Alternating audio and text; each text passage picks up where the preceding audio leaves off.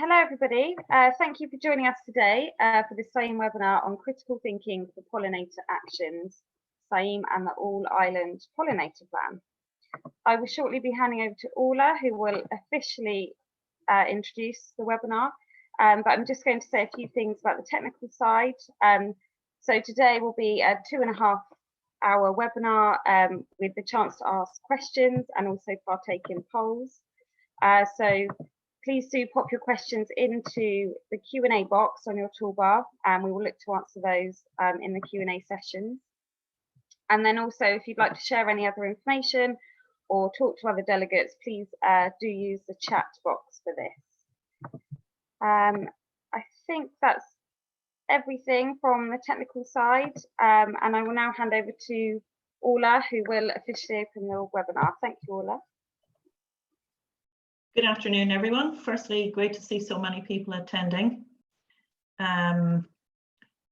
Just to welcome you all today, and hopefully we'll get some good discussion going around how we can all contribute to the next version of the All-Ireland Pollinator Plan. So as you know, in 2015, we had the first version published, and it resulted in a huge number of projects and partners coming together to really do some very exciting work, not least all the guidance documents, the awareness campaign, etc. And the aim of today is to get us all thinking about how we can build on this success and continue on and work together collaboratively. And particularly, we've got some excellent speakers today, so maybe consider in each of them how we as individual members could contribute. So our first speaker to start us off is Una Fitzpatrick, and she is a senior ecologist with the National Biodiversity Data Centre, responsible for plant vegetation and the pollinator work programs. Obviously, Una has been instrumental in the All-Ireland Pollinator Plan as the co-founder, and currently she manages the whole implementation. So no better person to start with, so we'll hand over to Una. Thanks very much, Orla, and thanks again to CIEEM for inviting me to give this talk today. So I'm just going to start sharing my screen. You can let me know if there's any issues. Okay, so hopefully you can see that now.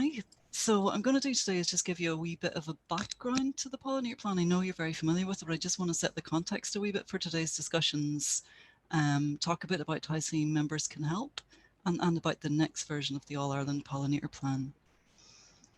Just to start, I think, we all know what a huge problem there is around biodiversity loss.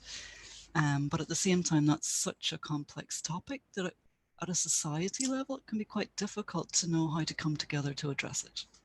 So I think what you need to do is to identify simple vehicles that can be used to sell that biodiversity message to a really wide audience. And thankfully, pollinators are perfect for this.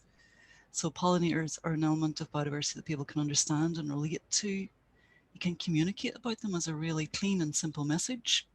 You can easily monitor changes in pollinators. And protecting pollinators has knock-on benefits for biodiversity generally. Also, unfortunately, the plight of pollinators is typical of many components of our biodiversity in Ireland. We've got 98 wild bee species, and 1/3 of those are threatened with extinction.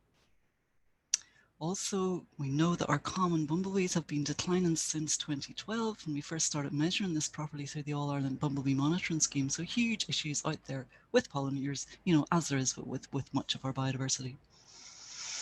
And really, it's a small bit of a simplification, but rare species are disappearing through the loss of semi-natural habitats, and our common species are disappearing in abundance as a consequence of how we're managing the rest of the landscape. So pollinator decline in Ireland within the National Biodiversity Data Centre, we've been tracking that problem happening. At the same time, in universities in Ireland, particularly in Trinity with Jane Stout, but also, elsewhere in Europe, there's lots of research happening, so we know why and what are the best solutions. So I suppose at some point you have to implement that research and take action. And really, you might have heard me talk about this before, but I think if there's a problem, what do you do? And I think what you have to do is firstly decide if it's important, critically assess that problem and how serious it is, identify the causes. And I suppose that's where Jane and I were sort of at back before we formally launched the All-Ireland Pollinator Plan. We knew there was a problem, we knew it was serious, and we pretty much knew what was causing it and what we could do about it. So the next thing on the list then, you know, is you have to come together and agree a framework to address that problem.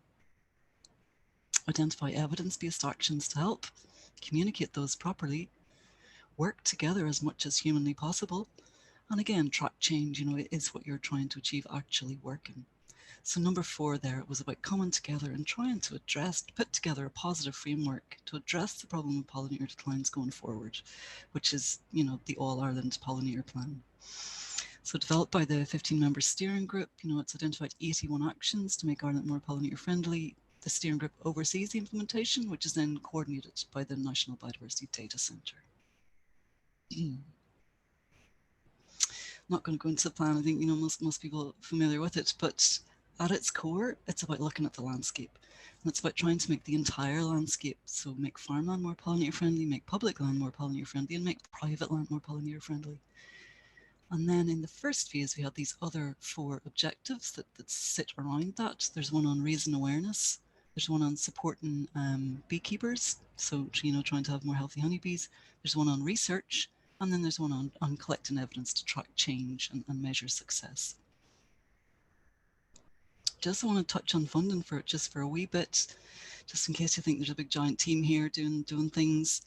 The plan itself was developed and published without additional funding in 2020. SuperValue have agreed to fund the project officer, which is Juanita Brown. And we've had that position mostly consistently since 2016, and in previous years it was co-funded by the Heritage Council and Board Via.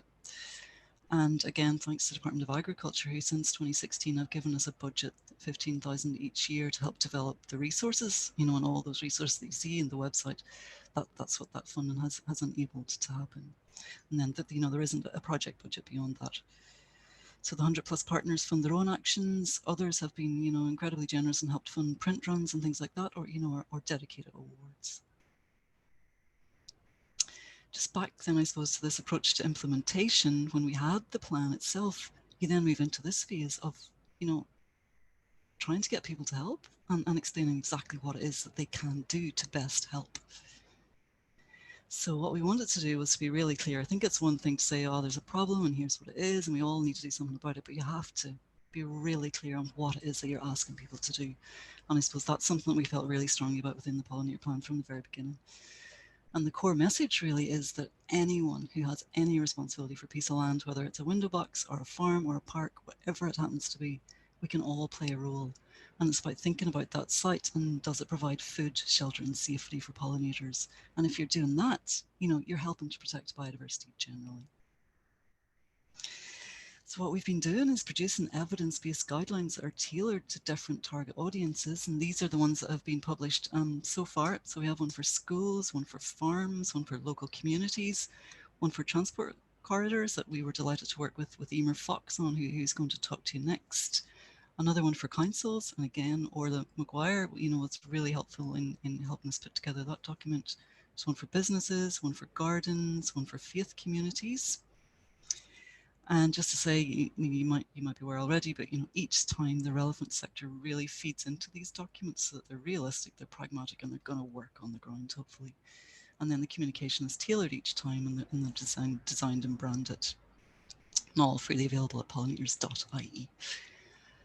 Just to say that 2 of those then have their own sort of more formalised framework built around them. That's council. So in that case, a council can formally sign up as a supporter of the Pollinator Plan, and in that they agree to take a certain number of actions and to report each year to us on what they're doing. So there's a more formalised structure around councils, and there's also a more formalised structure around the business supporters. So again, they formally sign up, they agree to take a certain number of actions, and they agree to report on what they're doing. See, these guideline documents, there's lots of different options of actions in each, all, you know, pragmatic, low cost, and we do keep the same structure each time across them where possible. And it's always, you know, initially protect what you have. Don't be getting rid of something that's really good to put in something that's maybe only okay. So we always try to focus on making these as simple, as pragmatic as possible, and it's always initially about protect what you already have that's good. There's a separate how-to series that provides additional information on some of the more complicated actions, and we develop these in partnership with relevant organisations. So these are the ones in this series at the minute. I wanted to run through this, to be honest, because sometimes there's so much stuff in the Pollinator Plan that can be hard even for us to keep track of what's going on. So I thought it's a good opportunity today just to outline exactly what there is there at the minute. So there's one on creating wild pollinator nesting habitat, one on using pollinator-friendly wildflower seed, one on hedgerows. There's one on creating and managing a wildflower meadow that we were delighted to work with Mark from EcoSeeds on, who's going to speak later. There's one on how to develop a pollinator plan for your school, one on protecting the great yellow bumblebee, and the latest one in this particular series was guidelines for the users of imported bumblebee colonies. And then there's a third series which deals with more specific types of sites. And there's 3 in this at the minute. There's one for group water scheme sites, one for golf courses, and the most recent one, which is finished but not yet released, will be on the website shortly, is for sports clubs.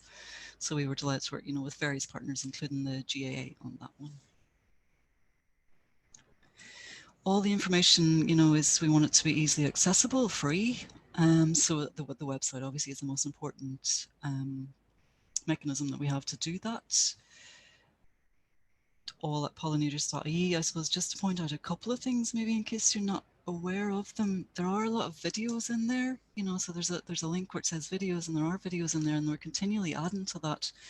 And actually the next one that we're finalizing at the minute is for managing natural meadows.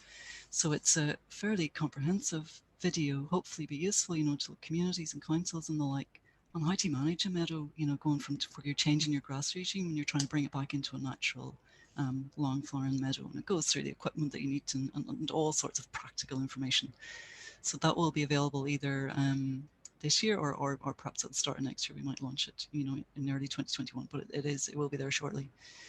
There's also blogs, which we use mainly for knowledge exchange. And there is also a short monthly newsletter. So if anyone's interested and you're not part of the mailing list already, you can sign up to the mailing list from the website there. There's a tab at the top. There's so much information on there as well, to be honest, it can be hard to keep track of, but we do put everything into this tab, which is resources. So in there, you can see really everything that we're producing within the Pollinator Plan. It's all in the one spot, so you've got all the guidelines, all the how-to guides, but also then there are the signage templates, the various planting codes, flyers, presentations you can use, all that sort of stuff. It's all accessible, hopefully, from that page. If anyone's having difficulty finding anything, it should be in there. So when we had the guideline documents in, what we wanted to do was use existing networks and partnerships to encourage the implementation and rollout of that. So that's what we've tried to do, really. People have just been incredible about supporting the Pollinator Plan. We're very grateful to all of them, and that they've helped to get this information out there when we've produced it.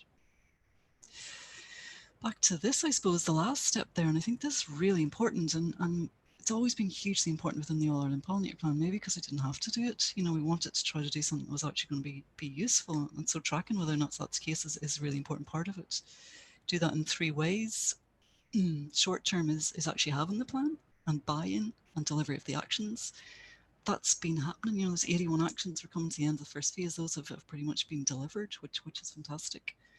Medium term is the food and shelter going back into the landscape. And then long term, that's increases in the pollinators themselves. This plan is only going to be a success if in 10, 15, 20, 100 years, there's more wild pollinators and there's healthy honeybees in Ireland. And again, the main ways that we're monitoring that at the minute are through citizen science schemes, in particular the All Ireland Bumblebee Monitoring Scheme, and a second scheme that we launched a few years ago called Flower Insect Timed Counts. Just want to say back to that medium term, that's food and shelter going back into the landscape. That is definitely happening, but to be honest, it's quite difficult to show that, to track that progress. But we did develop a GIS-based online system within the National Biodiversity Data Centre to try to do this, called Actions for Pollinators at pollinators.biodiversityireland.ie. And again, if you've not seen the system, you can go in, draw around your site where you've helped and say what it is that you've done. So it helps to track what's happening.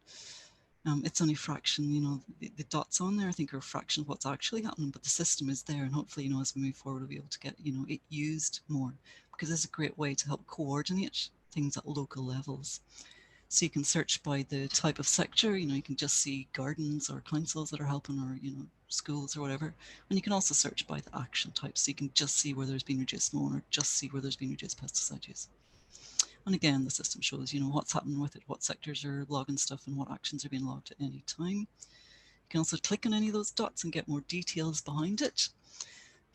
Doesn't obviously give any personal information or anything like that, but it shows, what's happened at each site. And again, that's hopefully a good way, for knowledge exchange. You can imagine, there are schools, you can look at what other schools are doing and maybe get ideas, or if it's a golf course, you can see what other golf courses are doing. And again, similarly, get ideas for what you could do, or perhaps find, someone that you could reach out to in terms of knowledge exchange. So just, I suppose, some of the key successes of the Pollinator Plan in the first phase. We were delighted this year to work with SuperValue on the Save the Bees campaign. So really good pollinator information went out to all primary schools in the Republic of Ireland, which is great. I think kids know the situation better than we do, but it's still important that they feel empowered and that they're part of this and that they can help if they choose to. 55% of councils have already formally partnered with the plan and agreed to take action. We've also, in the National Biodiversity Data Centre, we got funding for a big parallel project on farmland. So we're working at the minute on that from 2019 to 2023, working with a group of 40 farmers to show that all farms, regardless of type, can become more pollinator friendly. There's 162 communities at least that have become more pollinator friendly and entered the special pollinator award in the Tidy Towns competition. I think there's a huge number more communities that have started taking pollinator action, but maybe not just entered the award yet. But again, local communities have been amazing in getting behind the plan and really making it happen. Within the business supporter framework, there's now 275 of those, and again, that's increasing all the time, which is fantastic. And again, the plan has been regarded as a success internationally, and the All Ireland Pollinator Plan template has actually been recommended, as a template for other member states who want to develop their own national pollinator strategies, which is great for Ireland. To wind up the first phase, so 2015 to 2020, we wanted to sort of celebrate, and I think we've all been blown away by the support the plan has gotten, by how people from all sectors have gotten behind it, and we're really grateful to to everyone for that. So we have put together this little booklet. It'll be published in December. So really, it's just short, good news stories. It's, to be honest, of the whole initiative, this has been the most difficult thing to do, because there are thousands of examples we could have chosen, but you have to select, a certain number for the booklet. So we tried to choose, a range just to show the diversity and the types of actions helping. So that will be available in December, hopefully, and hopefully be a nice way to wrap up the first phase of the plan. So phase 2, just briefly. So 21 to 25. We want it to be more ambitious, but still remain realistic. And again, we want to critically review the successes and the failures of the first phase and build on those for the next 5 years. So where we are at the minute with it, it's been agreed by the steering group. What I'm doing now is discussing it with some of the key partners. So that phase, I hope, will come to an end over the next couple of weeks, and then it'll go out for a short review and be published early in 2021. So the first plan had 5 objectives, and I want to just say thank you to CIEEM for all your support of it. You've provided advice throughout, you've helped with awareness raising, and you've done training like today's event. So again, I just want to say we are really grateful to you for that. The next plan, so for the next phase, the next 5 years, it'll build on the first phase, obviously, but it's very slightly different structure. This time we've got 6 objectives. So we've taken out farmland into its own thing. So it's very much standalone, more ambitious. And then that's the case with each of them. There's another objective for public land, one for private land. Now there's a standalone All Ireland honeybee strategy, which also slots into the All Ireland Pollinator Plan. There's a section now on conserving rare pollinators, which I think is important. And then there's coordination. Within each of those, there's loads of targets and loads of actions. So it is bigger, it's more ambitious, and hopefully, we can build on what we've all achieved together in the first phase. Just to say, CIEEM as an organisation, I hope that you'll consider partnering with the plan again. What we want to do for the next phase is a wee tiny bit more formal, in that you'll sign up once you see the plan, once it goes out for review, and you can have a look at it. You can then decide yourselves as an organisation whether you'd be happy to support it and partner with it again. And if that's the case, then this time we're just going to ask that you send back, a signed document to state that. And in that, you'll also be able to say what it is, that you might do as an organisation to help, whether it's, promoting the plan to your own networks where that's relevant, maybe providing us with, expert or technical advice where we need it, or other actions, that are specific to you that you might want to consider and agreeing to. So I suppose coming towards the end, what type of actions can CIEEM members themselves take to help the Pollinator Plan? And you've all been doing this, but I think it is, I suppose, useful just to think about that and to focus, as we move now from one plan to the next. The first that you can do is just promote it and help with that general awareness reason. And again, you've all done that and we're very grateful.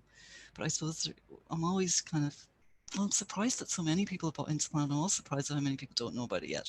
So there's still a lot of work to do, and any kind of awareness reason that people can help with is hugely appreciated.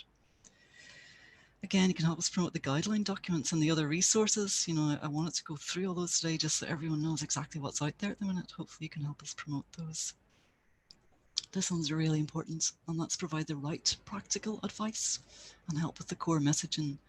I think when something takes off, like the Pollinator Plan, you run the risk of the slightly wrong things getting out there into the public domain.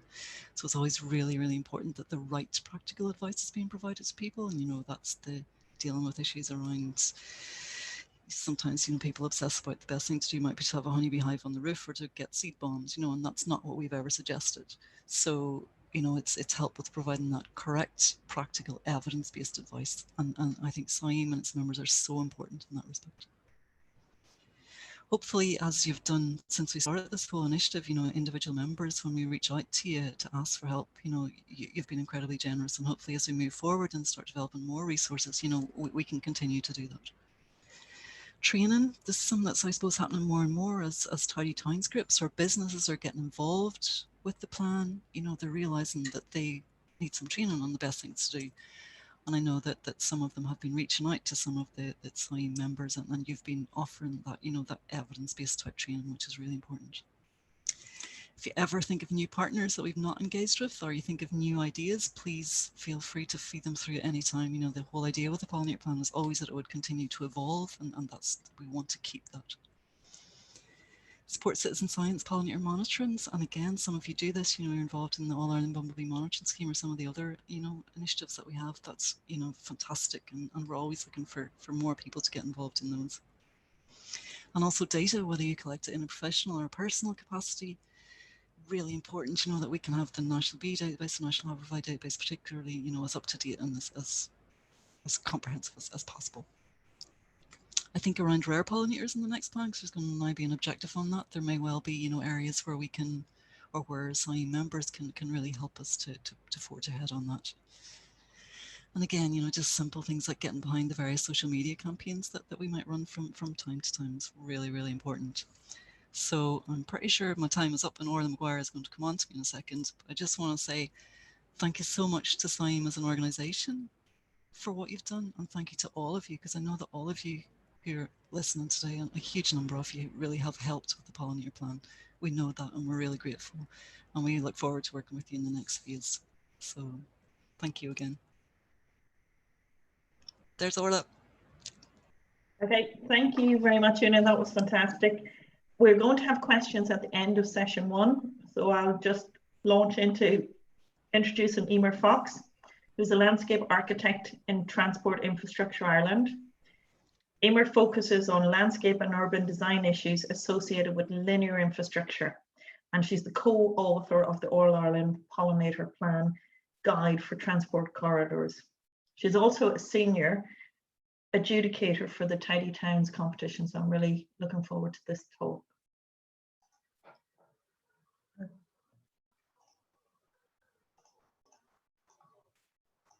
Okay, hi, can you see that? Yep. Hi, great. Hi, good afternoon, everybody. My name is Emer Fox. I'm a landscape architect in TII, and my focus is on transport corridors at many scales, from national scale motorways to minor works alongside our Lewis light rail tracks, with my particular focus taking into account the context of the landscape setting in all our design work. And really landscape architects and ecologists have so much in common, and even though we're two distinct professions, there are a lot of shared value. So for this presentation, I really wanted to look at the work I've done with Una and her team in developing the guide for transport corridors and ways that we have tried to practically implement them both on existing transport corridors and on the design and planning for new transport corridors. So there, yeah. So TI landscapes can provide lots of habitat potential and can also provide linkages and create and reinforce habitat corridors.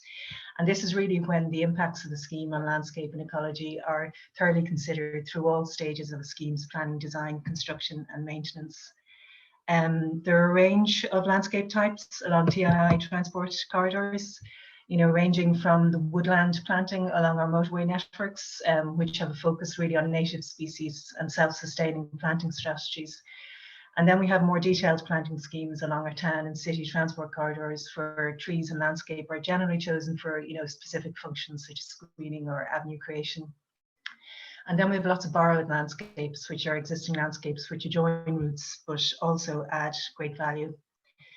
And TI has a range of environmental guides and standards with regard to environmental issues. And the latest in this environmental range is the environmental strategy, which aim is to facilitate further the integration of environmental issues into transport infrastructure projects. And as part of this strategy, there's a 4-stage environmental integration model to again help facilitate the environmental issues incorporation really in a positive way into the project stages. And all of the environmental areas are covered, but for the purpose of this presentation, I really wanted to focus on landscape and biodiversity. And the strategy gives a broad outline of how the various environmental aspects are to be addressed. So there are sections addressing both landscape and biodiversity. And you can see how the two topics are so interlinked in the TII strategy document, with biodiversity and landscape keywords in the outline of issues for both topics. It really shows the interrelationship between the professions. So the recent environmental strategy is the latest in a range of standards and guides to help with the assessment of projects and also increasingly with the design of schemes to promote landscape and ecology. And the last one there is the most recent of these design focus guides. And it's the All-Ireland Pollinator Friendly Management of Transport Corridors, which we did in collaboration with Una. And this aligns closely with the Guide to Landscape Treatments, which was an original NRA document. And this guide, before TI was an entity that I used to work with, the RPA, which is the Rail Procurement Agency, and the NRA was the body that dealt with the national roads. So this guide was developed in 2006. And it actually was a great example of the successful collaboration between landscape architects and ecologists. It was prepared by Brady Shipper Martin, who are landscape architects, Lisa Dolan and Dr. Pat Porter-Whelan of UCC, and Natura environmental consultants. And the aim of the 2006 documents were to establish self-sustaining roadside landscapes. And as I said, it was done by the NRA, so the focus was on roadsides. But it really was quite a comprehensive document with a really sound ecological and landscape basis relating to particular Irish landscapes. And the aim was kind of focused really on landscape mitigation and on their development and implementation. So then, building on this landscape approach, TII, as I said, just worked recently with Una to develop the transport guide. And the great thing about this guide was that it was an all-Ireland collaboration. So it was with Inrod Éireann, TransLink and the Department of Infrastructure Northern Ireland. So these guidelines detailed 21 different actions, practical actions that we felt transport managers can take into account to help pollinators under 6 main headings. And it was really important to us when we were developing the guide that it was really a practical document, and we wanted it to link into the work that was done in 2006. And again, that it was a collaboration between landscape architects and ecologists. So for example, we made sure that we tried to use the same terminology in terms of immediate verge or wider verge that was used in the 2006 guide. And for example, when we were talking about the grass cutting program, we wanted to use the same graphic format, say, as project managers used in their programs. So if you like, we're using the same visual language for ease of communication. So because really communication is the key if we want to ensure the guide can be read and understood by as many transport professionals as possible, you know, including road engineers, project managers, because these do all play a key role in landscape management. One of the case studies we used was the Lewis stop in Kilmacud. And the work that we did here was actually carried out before the transport guide was published. It was based on the original the original Pollinator Plan.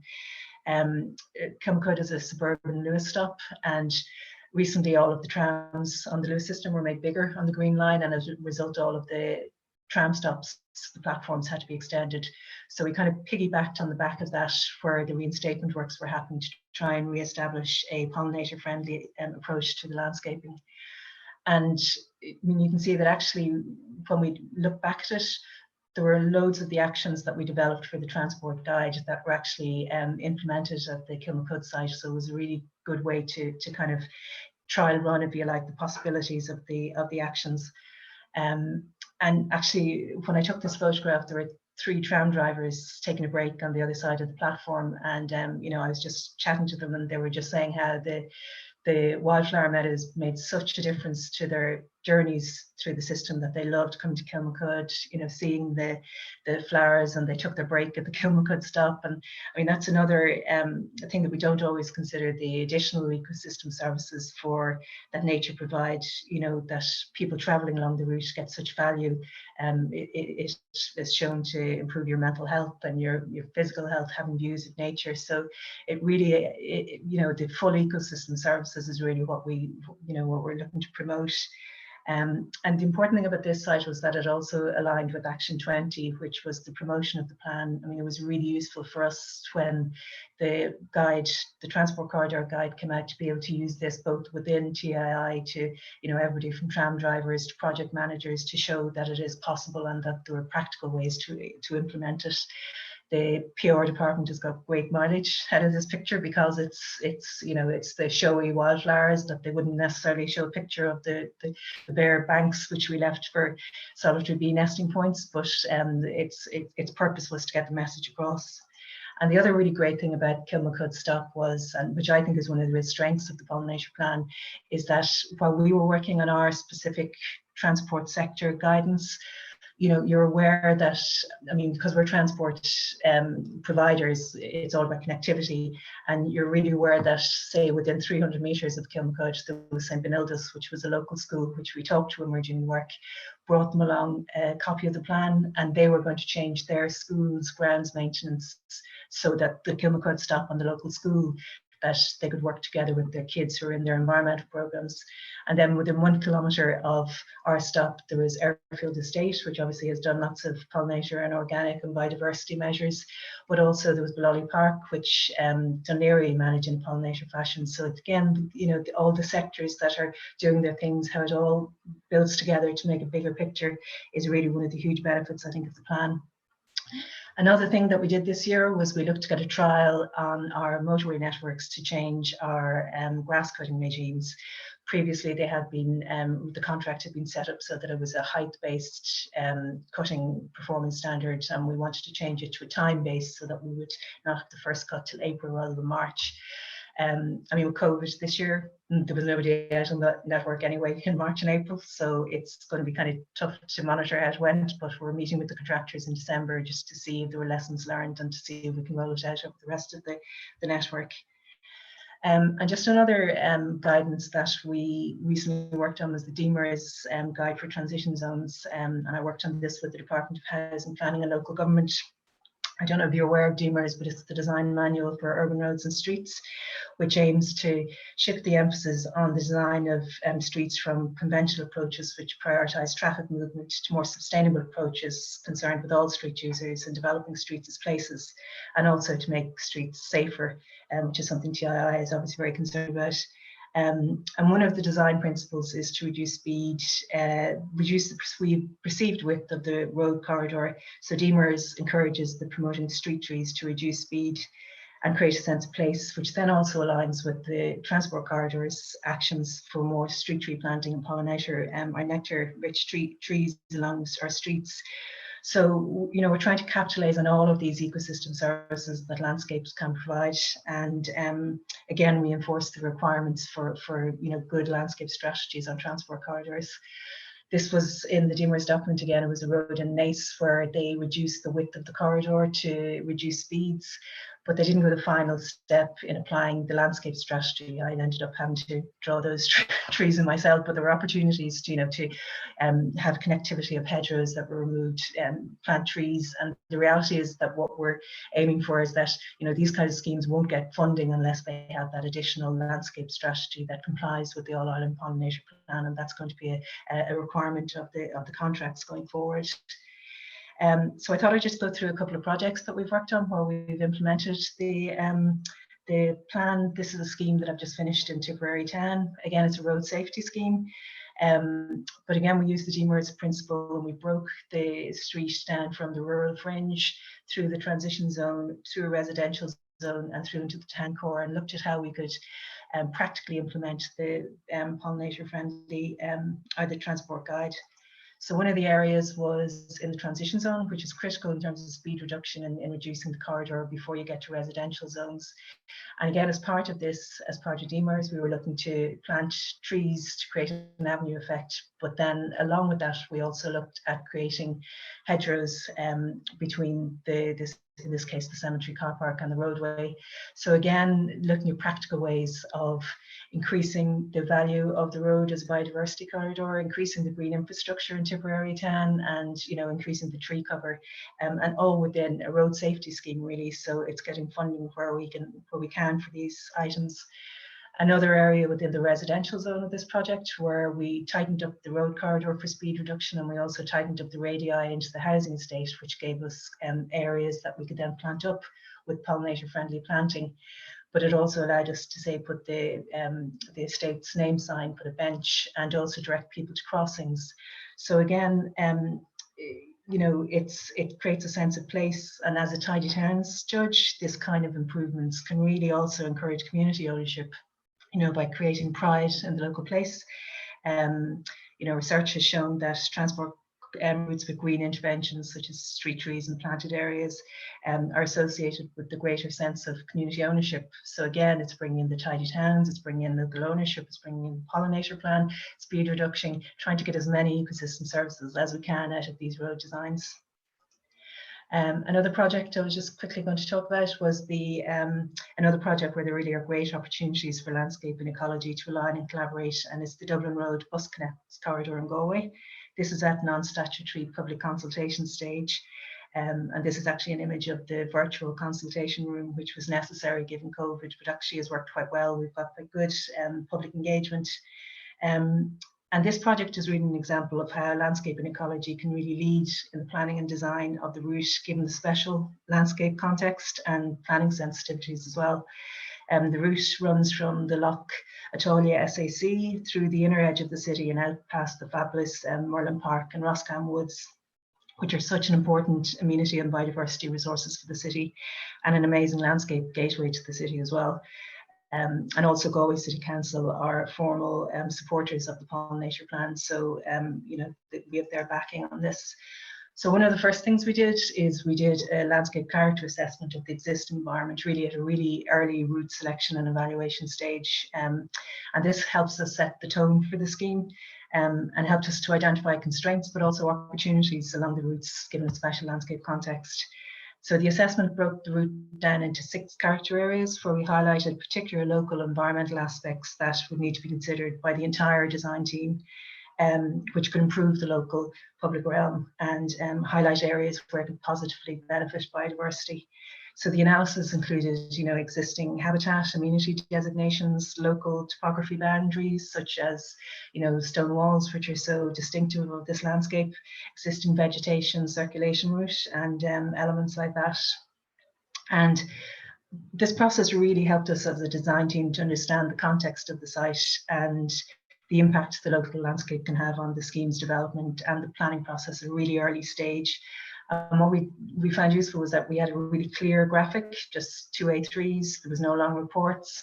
So again, it was really focused on having this as a working tool and a really easy way to communicate to, you know, if one of the engineers decided he wanted a dedicated right turning lane and the corridor was going to be expanded, we could bring the landscape assessment back and say, well, look, actually, that's a really sensitive area and we really need to, you know, think about other considerations rather than traffic movement. So we looked at, for example, ways the way the scheme could open up access to Merlin Park in a safe and sensitive way, how it could develop gateways, transport interchange opportunities, also help traffic calming and wayfinding, and just help to access and appreciate the local amenity areas. An important thing we did was like small things, like we put the actual trees in their actual positions on the typical sections, so that, you know, it wasn't just a floating road corridor, that we always brought it back to the context and the sensitivities of what we were dealing with. And also the work done by Dr. Amanda Brown and Dr. Janice Fuller in the Merlin Park Woodland Management Plan was so helpful in getting us able to combine the objectives of this management plan with the emerging landscape strategy for the route.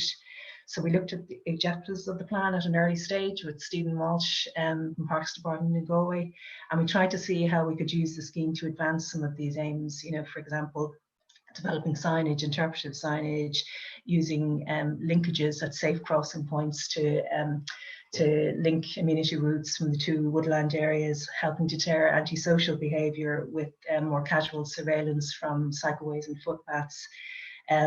So ideally, we find this early type of constraints and opportunities analysis and projects is a great way to combine the professions of ecology, archaeology and landscape to give a guiding strategy for a scheme from you know, the early stages. And it sets up for the detailed design stage, so for the preparation of the planning process. You know, for example, at the public consultation, we met with local environmental groups and we were able to show how actively we could address the ecological and landscape management issues in the project. You know, so as the project develops, we'll be working on this cross-section with ecologists as well as the road and structural engineers to, you know, ensure these key environmental principles and the principles of the All-Ireland Pollinator Plan are really carried through to all stages of the project design. I quickly just wanted to have a look at Lewis Finglas as well, which is something that I'm currently working on. This again has just gone through the public consultation stage and the website is there. You can go onto the website and have a look at the proposal. This is the kind of scheme that I work on quite a bit, these large-scale infrastructure projects. And traditionally, the way this type of large-scale project works is that there sometimes tends to be two streams of work. You've the technical design team and then the team focused on the EIR submission. And kind of in my experience, it might not be yours, but sometimes in the large schemes, there can be a difficulty in communication between these streams of work because of different project managers or contractual arrangements. And I think really one of the key things is to get a much more interactive process as early as we can in the project. And part of Lewis Finglas' contract is that there's to be a sustainability lead as part of the technical design team. And their brief is to develop a sustainability plan for the project. And part of this is for suitable landscaping, creation of ecological habitats, sods, sustainable urban drainage, rainwater harvesting, green buildings, and integrating and improving the local landscape. And, you know, we're hoping that really this can be a way to bring together all of the professions in a really practical way to progress the Lewis project in Finglas. If you're aware of it, it goes from the Royal Canal through the Tolka Valley Park, which DCC have done great work in developing it as a biodiversity rich area, through residential areas up to the Charlestown shopping centre up by the M50. And again, we've done the same landscape character assessment along here to identify areas where we can both improve existing, we can enhance areas that are already quite rich by doing the right thing in terms of the interventions, and we can you know, properly approach the project again from the early stage. And again, it's looking to see how the guidance we have and the work we've done with UNA, that we can really say improve linkages between, you know, rich habitat areas and how we can address poor habitat areas really in a proactive way in these kind of projects to really improve the outcomes. Lewis Finglas has a variety of spaces we go through, and there's some areas where there's all kinds of issues in terms of what we're dealing with, but we're really hoping that by implementing at an early stage these kind of guidance, we can really make a difference on this. So I don't know where I found this quote, but landscape architects and ecologists often care differently about the same things, but often care about different things. And one of the really things that I found is that collaboration and communication between ecologists and landscape architects is really the key to enhancing the positive aspects of GII, transport corridor landscapes. And certainly the collaboration and communication that we've done with Una and her team has just been brilliant in working at practical ways to apply these principles to various projects. So that's the end of my presentation. Thank you for listening. That's super, Emma. Thank you so much.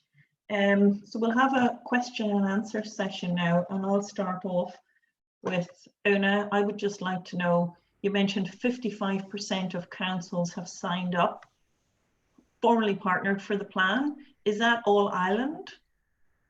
Yeah, so that's all Ireland. So 24 across the island have signed up so far. We just launched that framework at the start of 2019. So 24 across the island. And I have one more question for you. Will there be a formal public consultation for the second iteration of the plan? Yeah, so the new plan will go out for review. It's been developed by the steering group, which includes EMER. So we've had excellent expertise within the steering group. So we're really happy, hopefully that the new plan is more ambitious, but while still remaining realistic. Also, we had a SurveyMonkey running on the website for 6 months at the start of the year. So it was up to 200 submissions came in on that. So they've all been taken into account as well. But yeah, the plan will, once it's getting towards being finalized, just a few agreements with some of the key partners remaining, then it'll go out for a short public review. Yeah, and then hopefully be published early in 2021. Great. Are there any other questions on the chat? Or?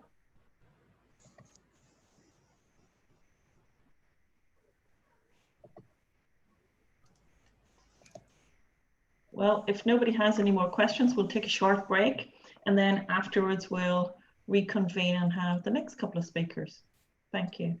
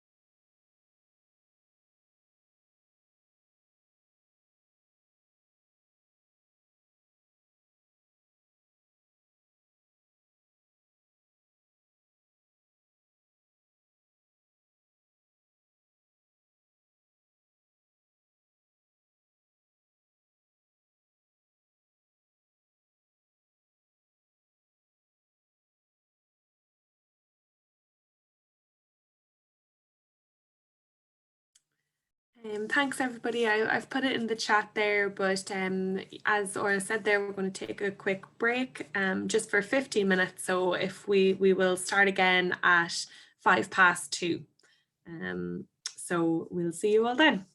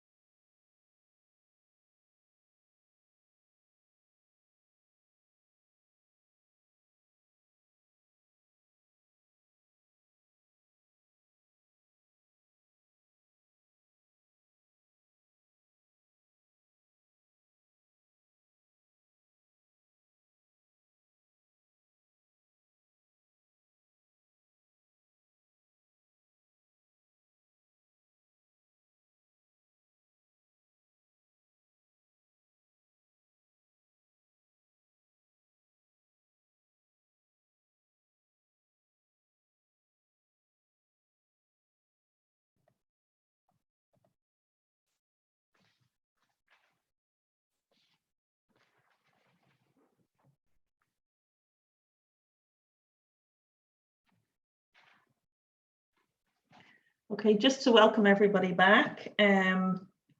We've had a few questions come in over the break and just at the very end, but we're going to leave them to the very end if you don't mind, and we'll deal with them then. That'll give people a bit of time as well if there's any questions from the second session to get them up on the chat. So the next speaker is Anne Murray, who is the Biodiversity Officer for Dunleary-Rathdown County Council. And she has previously worked as a senior ecologist in consultancy, working on a range of national and international projects covering birds, coastal ecology, flooding, and appropriate assessment. So Anne is going to speak to us this afternoon on pollinator measures within the planning system. Good afternoon, everybody, and welcome back. So as Erla says, I'm going to talk about pollinator measures in planning, and really it's just notes that I've taken really in relation to that element of planning related to pollinators. So I'm just going to share my screen, and hopefully everyone will be able to see it. Let me know if you can't. Everyone see that? Yeah, if you just change the display settings there, Anne. Okay. That's perfect. Yeah, is that better? Okay, so I really think you know, local authorities have a very important role to play in trying to lead by example, and most local authorities, well, we've learned this morning from Una that half of the local authorities in Ireland are partners of the All Ireland Pollinator Plan.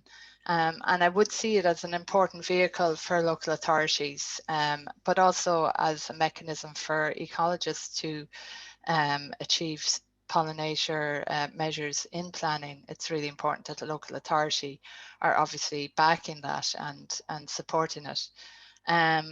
So often the planning application itself may fit into a wider context or pollinator action by a local authority. And so it's important for us as ecologists to understand where pollinators may fit into a wider context for a local authority at county level. So the more ecologists know about the county actions and what initiatives the county councils are doing, then the more they can incorporate those links into a planning application.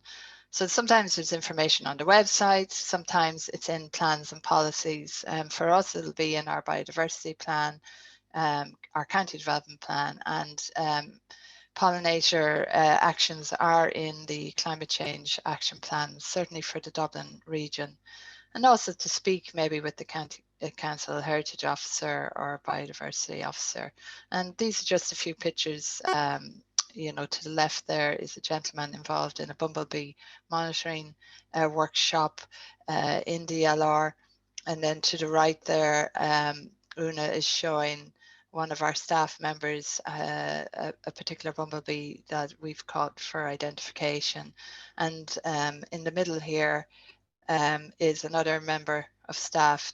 This is our rare breed cows, our Drimmen, that are up in Fernhill and are carrying out winter grazing of our meadows in Fernhill, and that supports pollinators in relation to the meadow. And to the right then is Cabinteely Park, which is a created wildflower meadow with the paths mown through it there. And then at the bottom is the beautiful Shangana Park meadow, which is really a sight during the summertime.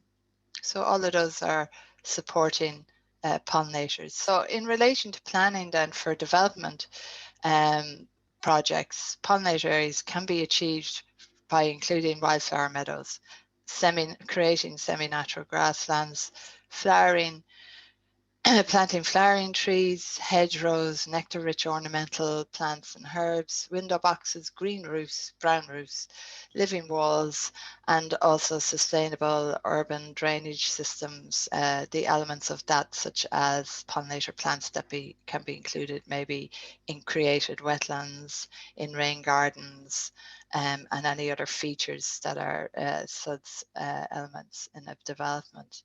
And also just keeping and reusing soils on site, keeping the seed source. There's often many plants hidden beneath the soil surface that haven't had an opportunity to come through.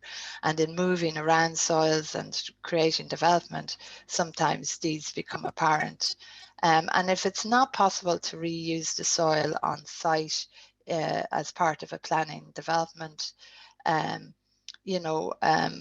really I've started to ask ecologists to think about how the developer or the applicant can collect, store and package seed and can give it back to the local authority in order to use it elsewhere. Because for me, for example, I might have an area I know that is suitable, that could take seed that has come from a development site. Usually we're trying to keep seed from old flower meadows, from old grasslands, from species-rich grasslands that are on a site that are going to be lost. And hopefully these measures then will expand pollinator habitats. And in terms of trying to put the ideas forward to your client or developer or his agent, these things aren't just for pollinators. As Emer, I think, pointed out, it is important to recognize the ecosystem service element of pollinators, which is fantastic. So it's for people, it's for mental health, recreation, and it's also for added value for development. And that's something I think developers are now recognizing. It's also part of the EU biodiversity strategy. So you just see on the right there that we're trying to reverse the decline of pollinators as part of that strategy. Pollinators are part of ecosystem services, which is one of the objectives of the National Biodiversity Action Plan, which can, we can make reference to that. And also then sometimes ecosystem services and pollinators are part of local biodiversity action plans, county developments and plans, and as I mentioned earlier, the climate change action plans. And most LAs are partners of the All Ireland Pollinator Plan. So that is another justification for, I would feel, for encouraging developers to incorporate pollinators into their design, and also for local authorities to require it. And it may be that this is something that we should be highlighting to local authorities and planners from the All Ireland Pollinator Plan side of things, that, when a local authority becomes a partner, that we try to strengthen that message that in planning and development, that, pollinators should be considered. So there's a lot of good selling points for developers to incorporate pollinators into their design, more than just, say, a flower bed. And providing for pollinators and integrating that into a planning application, we often have to think outside the box. It's not just a box ticking exercise in a planning application. We have a few pollinators plants in a landscape plan. It's more about, I would feel, that it becomes part of the ecology of the site where at all possible. It's not always possible, but where possible. And in terms of when a planning application comes in and we're looking at it, usually the pollinators are addressed in either an ecological preliminary report, an ecology report, maybe an ecological impact assessment has been done, or maybe an EIAR has been done, an environmental impact assessment report, and it might be in the biodiversity chapter. And there are other places that's not the job done. Really, there are other places, as most ecologists know and have experience with, are the other reports, such as the landscape architect's report, the landscape plan, and the planting detail, such as the ones that Emer was talking about. For development, it's really important, I would feel, and I always ask for the ecologist to input to the landscape plan. And that's really just to ensure that pollinators and other ecological features are considered. And often there's open space design, say for example, in something like a residential development where you're talking about you know, a kickabout area or a place for kids to play. And often that's really important for, say, apartment blocks in an urban environment. And so we need to be aware as ecologists that, you know, sometimes we have to allow space for those things, for maybe a kickabout, a football kickabout, as well as trying to incorporate a wildflower meadow. So our wildflower meadow might have to balance with those recreational needs in an open space area. Then there's also the transport element and the transport chapter, maybe of an EIAR, etc., including, say, for example, cycleways, pathways, access roads, and you know, the edge opportunities.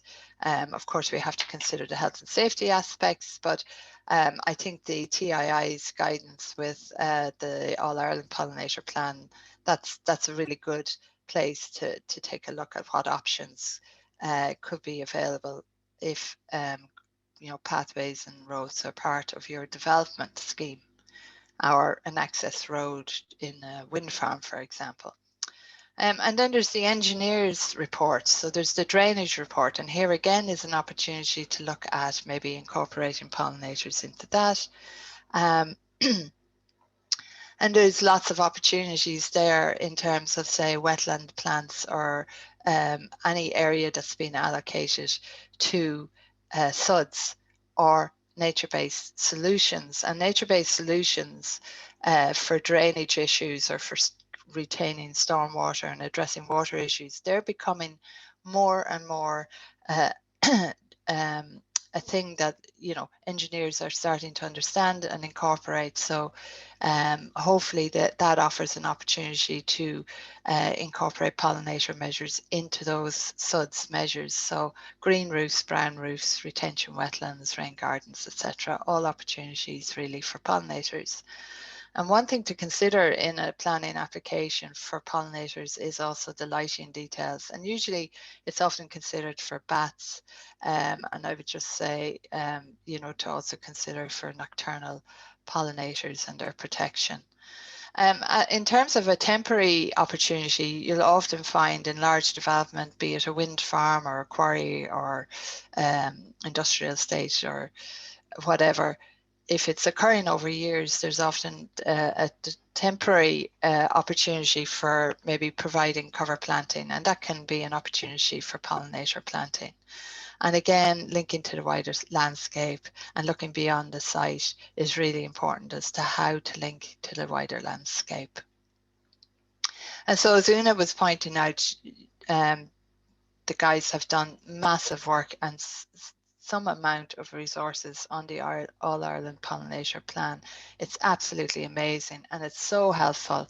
It's helpful to us as a local authority, for communities, for anyone, residents, for anyone involved that would be interested, but it really can also provide a great resource for ecologists. And just to say, last week I gave a talk in relation to SUDS and nature-based solutions and ecosystem services. So we are trying to, you know, raise that awareness of these concepts to the planners. It was an Irish Planning Institute webinar, and there was 500 in attendance, including a lot of engineers and the OPW, etc. So it's really trying to get that SUDS measure, that nature-based solutions measure into the psyche of engineers and others, and that it does offer an opportunity for pollinators. Sorry, I'm skipping a slide there, I think. Yeah. And then we have I just wanted a quick note on brown roofs for pollinators. So brown roofs are those kind of roofs classified for biodiversity. And for me, I've seen planning applications come in and there would be maybe a reference to it in the ecology report that a brown roof will be provided. But really for a development, I think it's really important, and I certainly would need to see a design that's clear and exact. I need to see exactly how a brown roof is going to be created, all the infrastructure, all the design, down to the measurements, everything. We need to ensure also that they will be maintained and monitored. So we have a fair few green roofs actually in Dún Laoghaire and probably in the Dublin area. And a lot of them have been put in and it's just walk away from it. There's been no monitoring. We know nothing about them. We don't know if they're working. And so I've been trying to kind of promote that idea that nature-based solutions and green roofs, etc., all need to be monitored in order so that we understand if they work or not. And you know, talk to the engineers. And it is a myth that solar panels and other infrastructure cannot coexist with a brown roof. Then reuse your soil if you can on a brown roof. Look at case studies, and there is some evidence to suggest the building height and the surrounding green space at ground level is really important in terms of the operation of a brown roof. So your options in terms of development and the options for pollinators will really, as Una was saying, keep what we have is the first step: habitat retention and restoration, and maybe enhancement or habitat translocation. And then there are some, but very few cases where you might suggest that an existing grass area should be retained. And that would really require landscape management, which is very specific to it. And, you know, we would really need that as part of the planning application. And really habitat management plans for all of these is the best way to go. So as I say, landscape management, really need to look at the long term for that. The main aim is to keep your seed source and your soils, and it does take years to see results. You need to consider its location. The developer or whoever may not want it at their entrance to their development. And really these need a long-term management. And often the contractor's appendix might be with the landscape plan, and it often contains a lot of words like spraying and weed control, and really it's kind of just a copy paste exercise, but the ecologist really needs to put input to that. Then you have habitat creation, like the creation of a semi-natural grassland or a hedgerow or wetland. And if we get that in a planning application, we really need to know step by step how it's been done based on best practice and experience, and done not in isolation, but with the design team. It should be sustainable. And if proposing hay strewing or brush harvesting, then ensure that it is feasible in terms of the timing of it. They're a great way to create semi-natural habitats, but we really do need, the devil is in the detail of the logistics of how it's done. And other options, as I say, are local seed collection, and keep it and provide it to the local authority, but it must be done by an experienced contractor. And I think Mark will probably talk about that after. Good soil management is really important. I've just seen some recent research that's, you know, providing the evidence that soil nitrogen can act as an underlying driver of plant pollinator networks, and it really should be considered as a factor. So what we're trying to do is use nutrient poor soils, and you know, that's really important for pollinators. And if you do reuse soil, really best to provide a soil management plan for in the planning application. Wildflower meadows, well, most of the above applies, and also there's some great guidance from the All Ireland Pollinator Plan. Same with green or brown roofs. And for other pollinator area creations such as flower beds, etc., the landscape architect can probably provide great plants for those. So retention first, we're going back to the mitigation hierarchy. Avoid the impact, avoid the habitat loss if we can, and the loss for pollinators. Retain your semi-natural habitats and keep your soils. And retention of boundaries. I was talking to an ecologist recently who said to me, why are we always assuming that the boundary habitat is within the site? Why can't we exclude boundaries from sites? Well, in an ideal world, that would be great, and then we could keep them. But unfortunately, a developer is not always willing not to lose that space. So liaising for pollinators, well, assuming that the ecologist is actually asked in the first place to do a report for a planning application, sometimes the ecologist can feel powerless to influence the design team, or doesn't even get included in early on in the planning application or the design process. And engineers may not want particular plantings. Sometimes calculations and coefficients don't, they're not exact enough if you stick in a few plants, and so they get a bit wary, but those things can be addressed, and landscape architects might want to input, and developers might see some pollinator initiatives as an added cost. So I suppose my question would be, how can CIEEM help ecologists with some of these issues? And so my final slide is really habitats for pollinators. I would follow the Lawton's principles, but I've kind of switched it around a bit.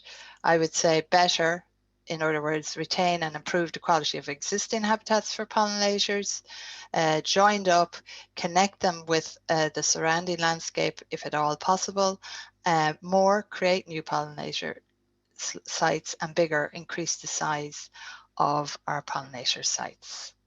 So thank you very much for listening, and I hope that was some help.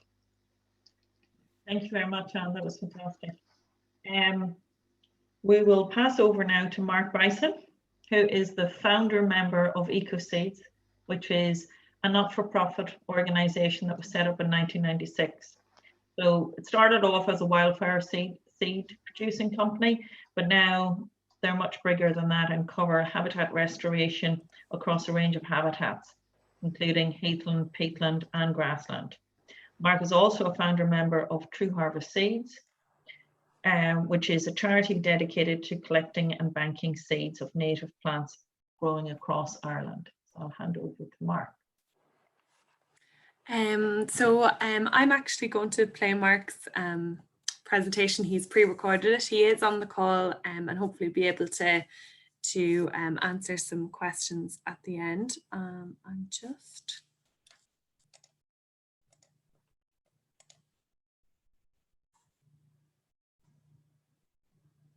going to see if I can share this. So he just asked that I shared this at the start of his presentation. So this is a decision tree. I don't know if Mark, I don't know if you want to see if you can try and come on. So he said that he's referenced this throughout his presentation, and just to sort of give everybody a quick look at it before we launch his presentation.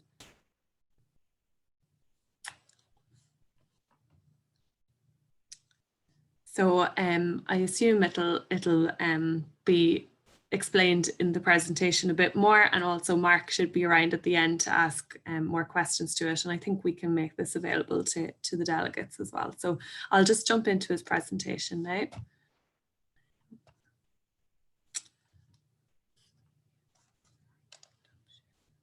Just going to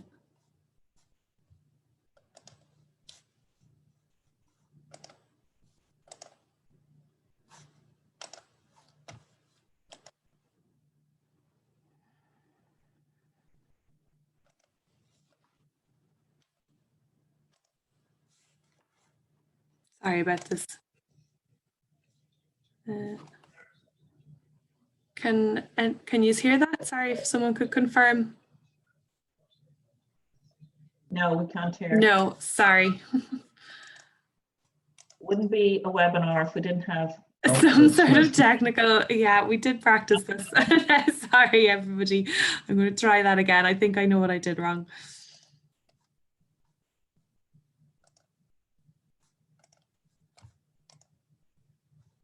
So this should work now, but again, you might confirm, Orla.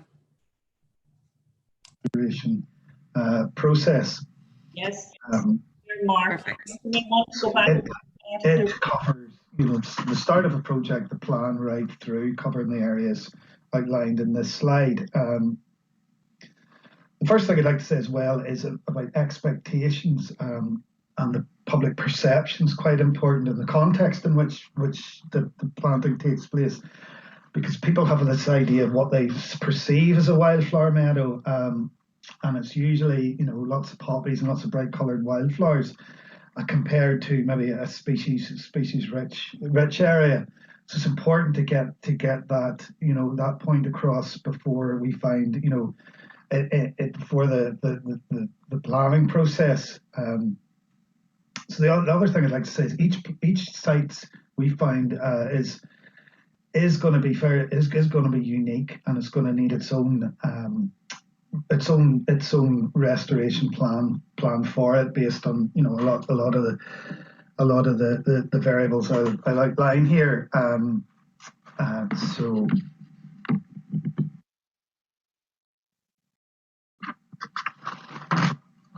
yeah, so our starting point is really, as I say, is the restoration plan, and we would see that as a sort of multidisciplinary approach, where we would work with an ecologist to look at what's there already. So if there is good vegetation there already, then we can work by just managing the site. Whereas, if depending on the survey, it's not so good, then we would have to look at developing a different approach, which is where the next stage, the next person, if you like, the horticulturalist or the seeds person, they would look at the things like the site preparation and the choice of seed mix, etc. And then we would work with the grounds maintenance people who would actually do the work that's on the ground. So usually a plan will involve completing a standard soil test, which you'd all be familiar with for fertility, but what we're developing is a test that would look at what weed bank is already present in the soil in the form of seeds. So this is the germination cabinet. So we can alter the moisture and the daylight length and the temperature in here.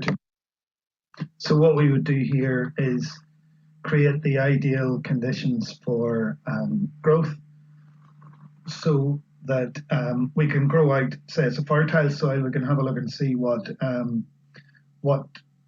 weed seeds are present, if it's got a problematic weed bank. Or we can go the other way, if it's a low fertility site and we think there's some good species there, we can grow it out and then see from that what species are there. So that will influence how we prepare the site. So on that fertile soil, there's going to be quite a lot of preparation, but on the other side, we could, that's on low fertility, we could maybe just by managing it, by just cutting and lifting it, we could alter the vegetation that way. So that again is less expensive to do. So some sites would have quite a lot of preparation in order to sow the seeds, such as this one. This is an erosion control project which involved using geotextiles, etc., and hydroseeding. So this was quite a complex project. Whereas some sites like this one are much simpler in their preparation, where we've just basically got some coir which we've spread over this area and are sown into this inert media that is no seed on it. So the general principle of the preparation is the more the fertility, the more preparation to get it ready for sowing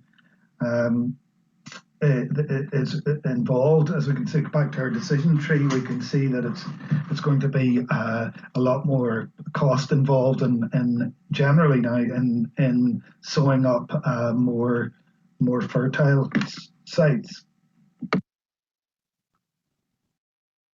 So one of the issues that would come up next would be the sourcing of seed. And there's a lot of seed, as you're probably aware, coming in from the UK and further afield. And for example, UK origin just means that it's been in the country for 12 months. But with Brexit, there's going to be no UK seed allowed in without a plant passport, which a lot of seed would have already. But the difficult one's the phytosanitary certificate that it has to have, and that'll be for each different variety of seed. So that's going to make a lot of the UK producers less likely to bring seed into Ireland. So that's going to lead to there being less, as I say, less seed coming in. So I see there's sort of two ways that it could proceed. For example, this slide here shows the way we would produce seed, native Irish origin seed that's grown from the seeds collected from the wild with the landowner's permission. We would follow Kew Gardens Code of Conduct. Then it's grown as a short row, and then the seeds harvested from that, and then grown out here, as you can see, in row crops, and then harvested and cleaned and made into different mixtures.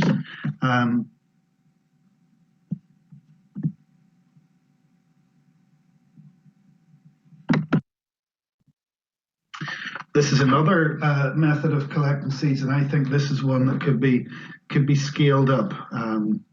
What we're doing here is brush harvesting a site to collect the seed. So the seed is collected in this machine here. Then again, it's cleaned up and made ready. So what we find is, like, if in Germany they have different seed zones across Germany, and I was thinking something similar could be developed across Ireland, where we'd have donor sites. And the way that would work would be that farmers or landowners who have these sites would be paid for harvesting seed from them, and that seed would then be used as locally as possible to sow up local sites. Part of the advantage of that would be you would have older varieties of grasses, for example, which in Germany they find less aggressive, so they'll tend to help the wildflowers. Also, these are timed over years and years to dovetail in with the insect's life cycle, so they'll help that way. So this seed could then be used for landscaping, big landscaping projects, instead of bringing in seeds from, as I say, from the rest of Europe. Local seed could be utilised. So this is another picture of seed that's being harvested. So brush harvested seed and seed collected from donor sites will tend to do better on medium or low fertility sites. Really, that's to do with a lot of that's to do with competition. Also, the preparation of the site. If you're using seed from a donor site, it can be used, it can be held until the other site's made ready. But with green hay, which is another way of harvesting seed, it has to be used up fairly quickly. So it has to be used up within 24 hours. It has to be planted or sown into the receptor site. So with harvesting seed, one of the most important things is moisture content. So what we find is, over the years, the drying of the seed is very important, and this is especially so when we're harvesting from donor sites in the wild, as well as harvesting our own crops. It's getting the moisture content down so that seed can then be stored and utilized. And then once it's dry, then the process of cleaning is quite important to get the seed cleaned up here.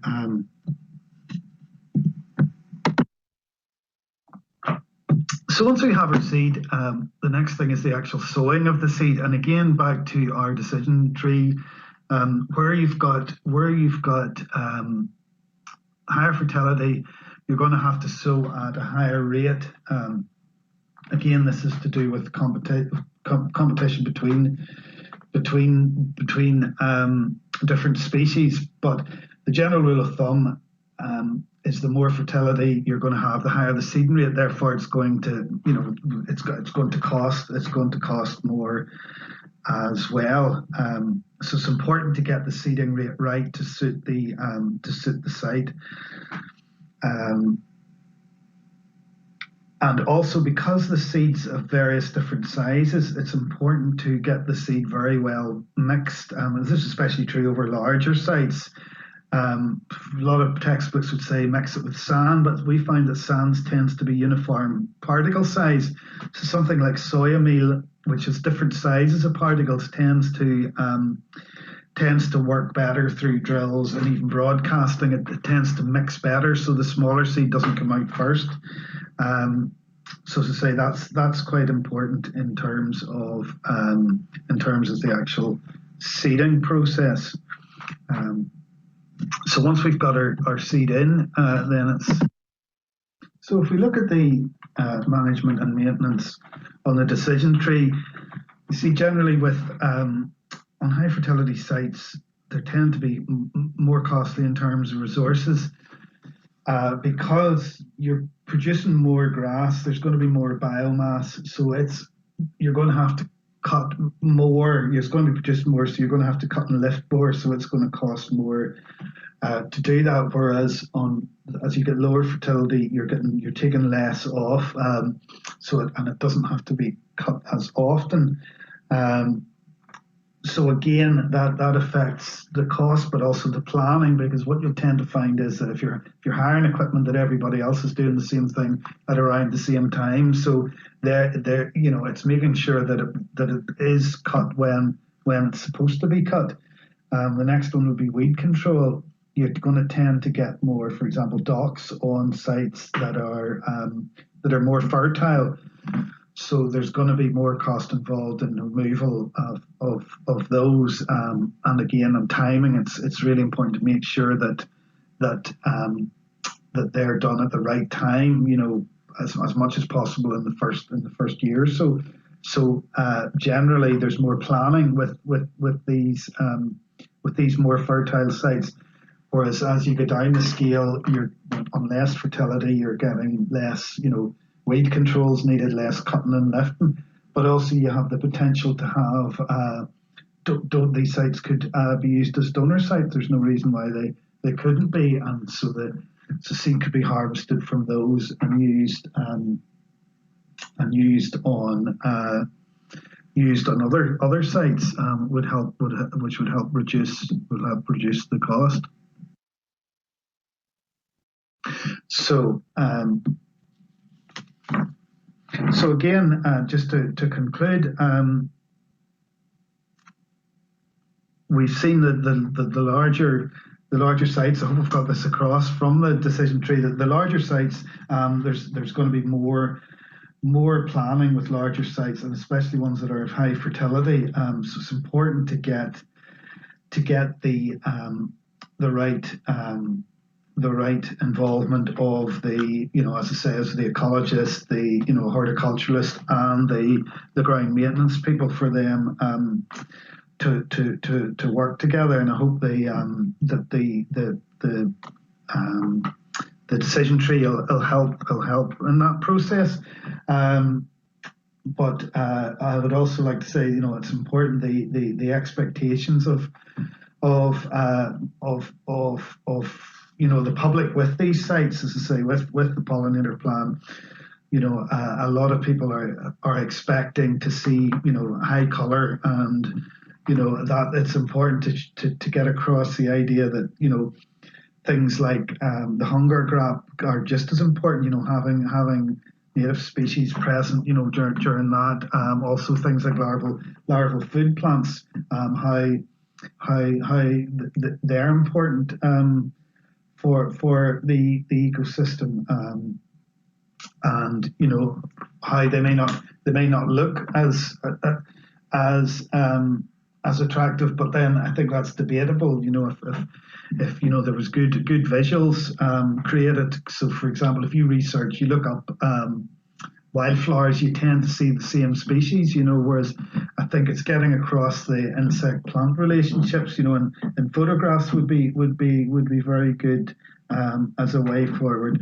And also, I think this idea of donor sites, I think, will be very important in the future. You know, identifying good donor sites so that they can, you know, even if they're not used, they can, you know, each year, if and when a project comes up, then they could possibly be used. And I think a network of these developed, you know, would be great. So thank you very much, and I hope that helped. So that's me. Thank you. That's great. So at the end of the first session, we didn't have too many questions, but now you've all been very busy, so we have quite a few. I just want to check that we have all our panelists still with us, and if you could perhaps unmute yourselves and contribute collectively for some. But at the moment, I've split them into questions for Emer. If we start with Emer, if that's okay. And yeah, I mean, there is overlap, so I think people will be able to join in. So the first question, Emer, is around cut and lift, so cut and collect, particularly given issues around it's not suitable for fodder, may contain litter, etc. How has that been implemented? Yeah, well, it's interesting that Mark was saying that the visuals of what people kind of perceive to be a wildflower, most of the wider bird on the motorway network certainly is only cut every 2 or 3 years, so it's not managed as for, you know, an annual lift for as a wildflower meadow. And actually we have a frequently asked questions section on the TII website to kind of say to people that, look, it's not going to look like a vast swathe of wildflowers. That's not what we're aiming for, that it's more biodiversity in the nesting sites.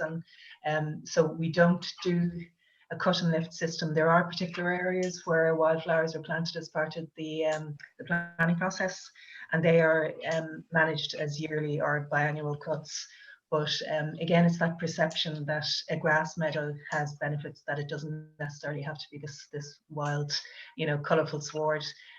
So yeah, so it's about 3 to 4 years, I think, is the annual cut regime. Okay. And with another question around whether the project management visual for meadow management is available online. I think I saw in the chat it's on page 14 of your. Yeah, it's on page 14, so I just did a screenshot of it, so it is available. It's downloadable in the transport guide. Excellent. And then in the Lewis project, how did the sustainable lead come about, and is that a practice you think you'll implement across other projects? Hopefully, yeah. I mean, it came about with the environmental strategy and the kind of the emphasis within the Environment Department on TII to really bring sustainability to the front of our projects. So it's the first time it's happened. I'm delighted with it because, as I said, the early collaboration is just so critical, and we're hoping that this will be the kind of vehicle to bring all of the professionals together. So it's the first time it's been done. So we'll see how it goes, but hopefully it will be a template for these major projects going forward. Super. And then there's another question around the percentage or size of land area that will be required in public transport projects to incorporate suitably sized habitats for pollinators, etc. I suppose that says if there's any guidance. Yeah, not really. I mean, we go for every patch we can, whether it's you know, embankments or, you know, major earthworks, or, you know, up at the end of the Lewis Cross City there, between the Irish Rail and the Lewis Broom Bridge stop, there is a planted bed that we filled full of lavender, and it was full of bees. You know, so it's every scale. We're looking for opportunities, every place we can, really. Okay, and the last question for yourself and Emer. Or Una, was that whether you actually provide any guidance for private construction projects? Well, I suppose it's just generally transport corridors. I mean, most of the guidance that we would have in the guide is really applicable to any scale whether you're putting a street tree into a housing estate or whether you're doing a motorway landscape strategy, it's hopefully that it really will translate. So but it's a matter, as Anne was saying, that when it comes to maybe even planning guidance, that there would be a requirement to address these issues regardless of the scale of project that's being done. Okay, that's great. Thank you very much, Emer. Una, then there was a series of questions for yourselves in relation to the plan. One couple of specifics on rare and protected or restricted range bumblebees. So are there any plans to investigate their preferred hibernation sites? Yes, that's a good question. In the first phase of the plan, we didn't hugely address rare pollinators, to be honest. So that's something that we're going to look at for the next phase. And there's a whole objective now on protecting and conserving rare pollinators. What we want to do is to pick a few flagship species across the next 5 years. So there are some species that really lend themselves to action, frankly. So we want to focus on the great yellow bumblebee. The stronghold of that remaining is in the Mullet Peninsula in Mayo, and we've already done some really good groundwork with sectors in that area to try and bring them together and create more land essentially for the great yellow bumblebee. We also want to look at a few other rare pollinators. There's one that's really important on a global scale in Ireland called the Northern Coletes bee. We want to do some work on that over the next 5 years. And also there's the large carder bee, which has shown really startling declines. And we've had a lot of success where it's still existing in remaining communities in just letting the community know they have something that's quite special. And we're finding when we're able to do that, then the community is kind of, grouping around that species and trying to take action to protect it. And, the large carder bee, for example, there's a really healthy population in Balbriggan, Skerry sort of area, and the local community there have been fantastic. Once they know they have it, they're going all out for this bee. So I suppose you want to try and do more of that and connect and get more of those local actions going around rare pollinators. There is also then an action in the research section of the new plan to look at the ecology of some of the rare species, because that questioner is correct. Quite often we don't know enough about the hibernation requirements of these things. So yeah, that's in the research section. So both those things I hope are going to be dealt with in the next phase of the plan. Yeah, there's a question here about completing red lists for pollinator groups. That's also an action in the plan. Good question. So we hope to, there's an action on red lists. So hopefully there'll be a hoverfly red list completed, and also the bee red list, which was done in 2016 and needs to be revised. That will hopefully also be brought. It's an action in the next plan. Yeah. Okay. Another question around a broader question around, are there any policies being developed for delivering biodiversity net gain? And that's across Ireland. And would you see this as a driver for delivering the plan? Yeah, I suppose biodiversity net gain is a sort of a newer concept. Maybe, I know it's perhaps bigger in the UK, so that's where you leave things better off afterwards than they were before. I guess that's very much the ethos of the Pollinator Plan itself. What we're trying to do is, improve the situation everywhere. So yes, yeah, it's it's exactly what the plan is in terms of formally having biodiversity net gain as an initiative. It's not something that we've promoted. I will say that within the next phase of the plan, what we want to do is to link much more strongly the actions that we're recommending for pollinators or biodiversity, and explain, and both Anne and Dean are touching this, is to explain the wider benefits of those. So to explain really clearly, you're taking these actions for pollinators, they're also benefiting biodiversity, but they're also benefiting climate, they're benefiting health and well-being, they're benefiting, water quality. So we want to pull that much more into the next phase of the plan, so it's really clear the additional benefits that you're getting by taking these pollinator-friendly actions. Okay, and there's two questions then that I'll combine. One is on, will the plan raise the profile of brownfield sites? And also a question around guidance for street lighting, both very relevant for local authorities. Yeah, the nocturnal pollinators one is really important. And again, there's an action in the new plan where we want to raise the profile of a different pollinating group each year of the next 5 years. And the one that we hope to start with are nocturnal pollinators. So hopefully do work to raise the profile of nocturnal pollinators in the next phase. I know that EMER put in a really nice section into the Transport Authority guidelines on, on lighting and nocturnal pollinators. It's not, you're right, it's not in the local authority one, for example, which was, one of the earlier ones that we did. So yeah, absolutely. So that is something that we want to look at. Yeah, to raise the profile, particularly of moths, and also, to raise the profile of other pollinating groups, because we have been focused on bees. They're the most important, but there are others out there, and we definitely want to, expand out the plan now that it's bedded down a wee bit. And then also brownfield sites, will that be covered within the new plan? I'll make a note. Yeah, I'll make a note of that. Actually, it's not directly covered at the minute. I'm going off your point, but what is covered is what we want to do are more industry-specific technical guidelines next time around. And so, like, it was really interesting to see her Anne talking, and I should say that Anne's also on the steering group with the Pollinator Plan. We've got amazing expertise, so she's been great at at feeding through thoughts already. But even as I was listening to Anne's talk, and we've talked about this before, it'd be great to have an industry-specific guideline maybe for developers. We already have plans, to do one for wind farms and solar and things like that. So there will definitely be new series of guideline documents that are industry specific and more technical next time around. So there's huge scope to bring in, new ideas where people have them. And, maybe we need to start looking more at brownfield sites. Okay, and there's a question whether local authorities in Northern Ireland will be invited to sign up to the plan. No, come on, this is an All-Ireland plan, so everybody has always been invited, and local authorities have always been invited to sign up in Northern Ireland. And sure, Orla, yourself, you helped in Belfast City Council with those guideline documents. Yeah, no, Belfast City Council is signed up to the plan. And a few other councils, I think, are maybe signed up. Yeah, there's loads of councils, and actually, the All-Ireland thing has been really important for the plan, because we really have been able to share knowledge and expertise across both jurisdictions. And I would say that it's councils, there's some of the councils in Northern Ireland are doing amazing stuff, and we've been able to learn from that here. And equally some great stuff going on in councils here or in local communities here that we've been able to share with the North.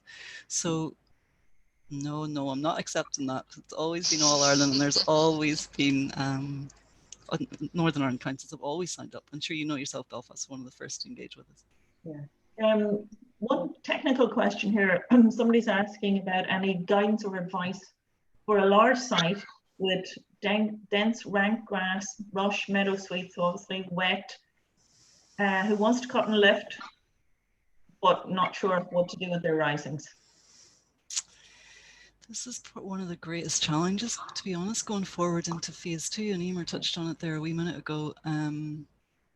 What's needed now, and we know this, and we have plans to do, are much more technical guidelines on these issues. So on what you do on sites like that, on what you do with the cutting where you can't lift it, where it's a local authority site where there's litter, and or there isn't the option to use it for forage.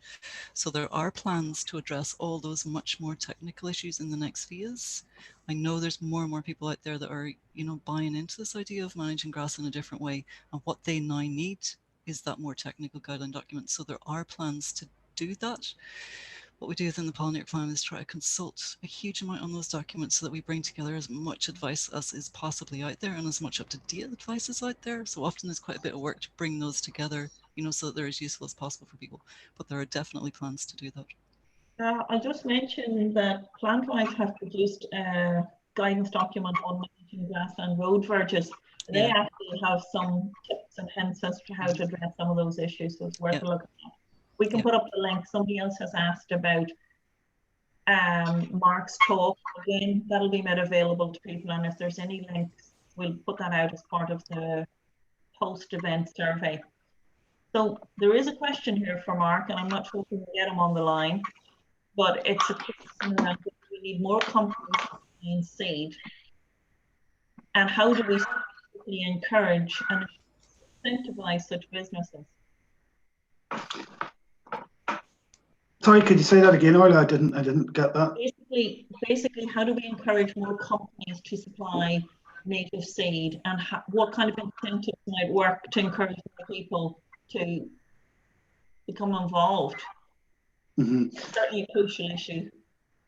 Yeah, well, again, I think it's the way they've done it in Germany is they've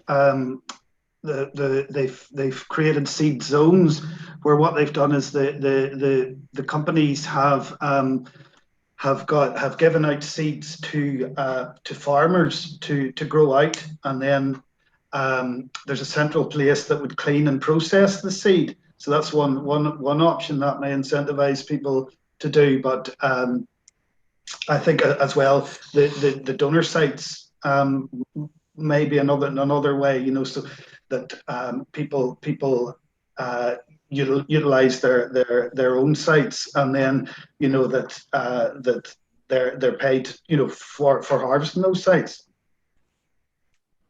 Okay. That is all the questions on my list. Does anyone else have any final questions, or have I omitted something? I might just see here, Adam has said MOD might be able to help with Colette's flora. I might be saying that really wrong. I'm happy to discuss, though. I'm not really sure what that means. If someone on the panel might explain it to me. Yeah, I can take that one. That's a great idea, and thanks, Adam. So Coletes florals is a rare solitary bee that we have that exists on sandy sites, so really important. Globally, we've got, you know, most of the remaining populations in the world in Ireland of it. So I think Ministry of Defence sites, particularly, you know, obviously in Northern Ireland, it would be great to be able to link with that when we develop, you know, a plan to try and address Coletes floralis. So we've developed the first of the rare pollinator guidelines is for the great yellow bumblebee, as I was saying. We hope to follow that up now with one on Coletes floralis, which is the northern Coletes bee, and it would be great to speak with you, Adam, and I think the idea to bring in the Ministry of Defence is a great idea. And also, if I can, sorry, just comment, I see Adam's question now about the brownfield sites. Yeah, absolutely. And we do have plans to recognise some really good examples of sites right across the island next time around. There's an action in the new plan, hopefully develop a sort of a pollinator trio of really high quality sites across sectors that are, you know, demonstrating best practice. So there will definitely be scope to do that. That's brilliant. Thank you very much for all of that. I think we've pretty much covered everything. Sorry, Orla, I see one here. Another one has come in into the Q&A from Fiona McGowan, saying help and guidance with composting is correct. With composting correctly is hugely needed for tide towns and community groups in dealing with their wildflower meadow cuttings. These groups have already committed to wanting to manage wildflower meadows, but the practical issues come in for communities with the aftercare of the meadows. So I don't know if someone wants to jump in on that.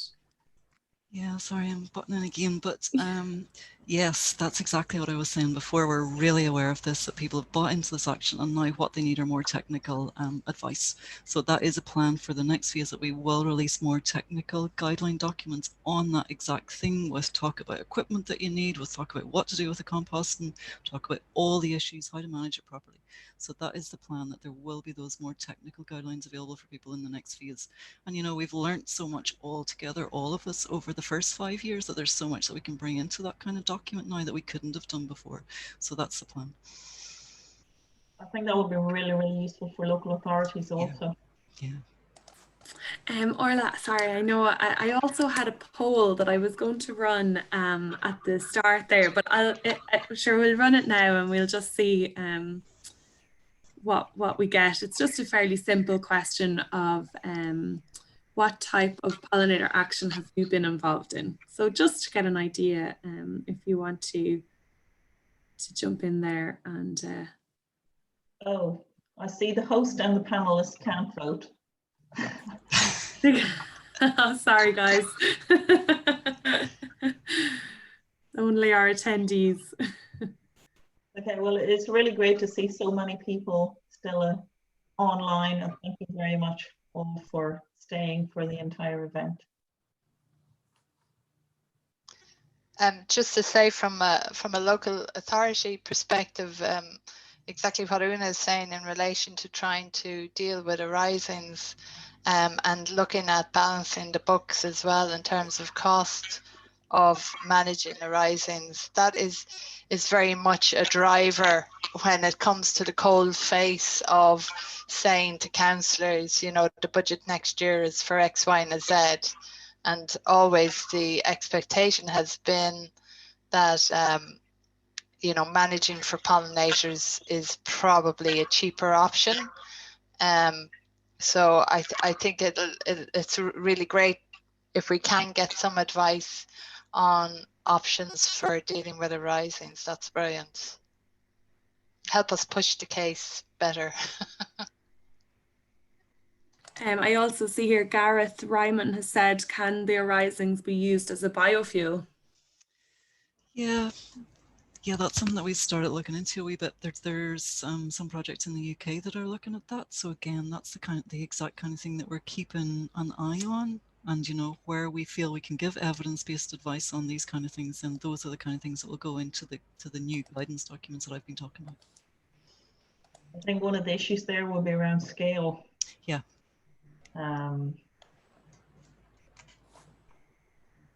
So I finished the poll there. So I think you can see that. So just picked there, wildflower meadow creation is the most commonly most common pollinator action undertaken by our attendees there today at 33%. But I mean, actually from a wide range of projects or different areas that people are undertaking actions. So it's great to see and good to get an idea. So if that's all the questions, I think we'll wrap up. Thanks to all our speakers for such a great variety and array of presentations. It was very, very interesting. And again, to all the people for attending and the questions, it will all be available. We'll record it. And if there are links that anybody is interested in, we can provide them also. So thank you all. Have a good evening. Thank you.